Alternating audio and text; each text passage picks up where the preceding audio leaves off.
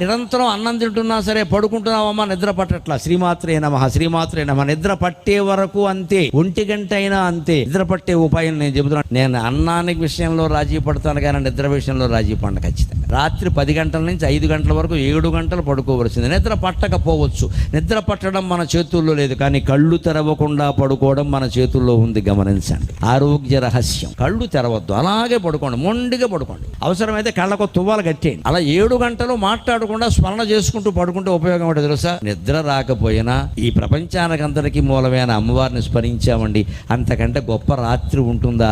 అదే కదా శివరాత్రి. మీ జీవితంలో మిగిలిన రాత్రులన్నీ కాళరాత్రులేనండి. భగవంతుడు స్మరించింది ఒకటే శివరాత్రి. పొద్దున్న మీరు చూసుకోండి, కావాలంటే పరీక్ష చేసుకుని. తెల్లవార్లు నిద్ర పట్టకపోయినా సరే మీరు కళ్ళు తెరవకుండా గుడ్డ కట్టుకుని పడుకోగలిగితే, కళ్ళకి గంతలు కట్టుకుని పడుకోగలిగితే పొద్దున్న ఏ రకమైన అలసట ఉండదు, కళ్ళల్లో ఎర్రజీరలు ఉండనే ఉండవు. మీరు పరిశీలి